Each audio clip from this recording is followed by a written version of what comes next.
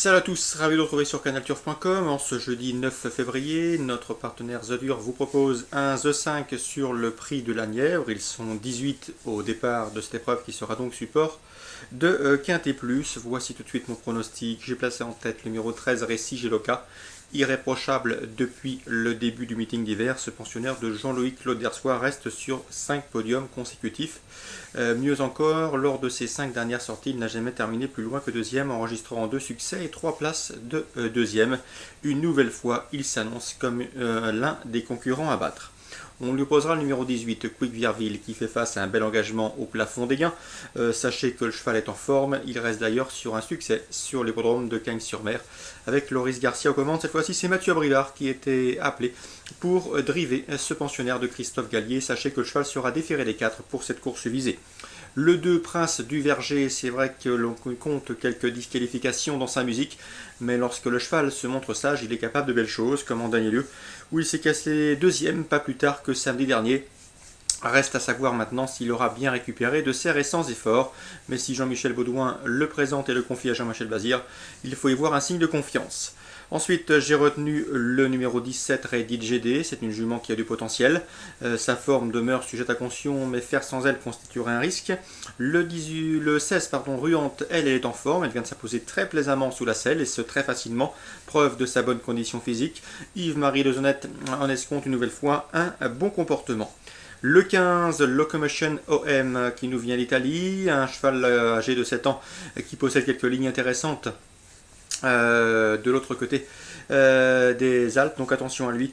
Ce numéro 15, Locomotion OM, est capable de venir corser les rapports s'il tient la distance des 2700 mètres grande piste. Ensuite, pour venir compléter cette sélection, j'ai retenu le 4 Paradis du Perreux, à ne surtout pas condamner hâtivement sur sa récente disqualification. Le numéro 6, Rapide du Bois, il est en forme, il doit bénéficier d'un bon parcours caché, mais si tel est le cas, il sait finir vite, et à ce petit jeu-là, il peut venir chercher pas mal de fatigue et rentrer dans la combinaison gagnante du quintet. 13, 18, 2, 17, ensuite le 16, le 15, le 4 et le 6, et voici mon pronostic pour le quintet plus ce 5 de ce prix de la Nièvre. Concernant les autres courses à Vincennes, sachez que dans la première, j'ai pu m'entretenir avec Laurent Simon, il présente le 115 Zarindel. Il m'a confié que sa représentante n'avait pratiquement pas couru la dernière fois.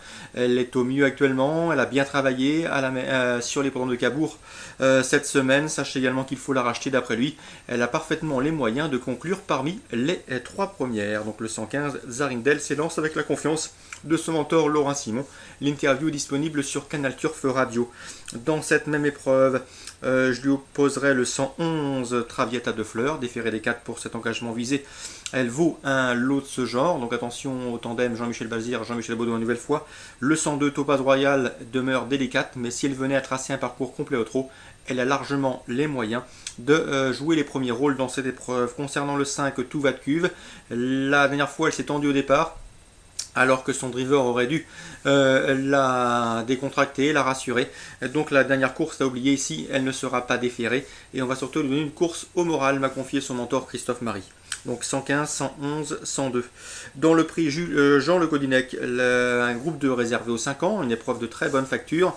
Nous avons de bons chevaux en piste, à commencer par le 404 Amour d'Ocagne, sujet très estimé par Vincent Martens, c'est ce qu'il nous a confié à diverses reprises sur Canal Turf Radio. Ici, le cheval s'élance avec de grosses prétentions. Sachez que ce numéro 4, Amour de Cagne, a été battu la dernière fois par Chao de Loiron, mais il n'a pas une bonne course pour lui. Il faut donc le racheter, il vaut un tel lot. L'opposition sera conduite par le 407 Naldanov, qu'on connaît bien en France, qui a déjà eu l'occasion de briller à Vincennes. C'est une jument de qualité.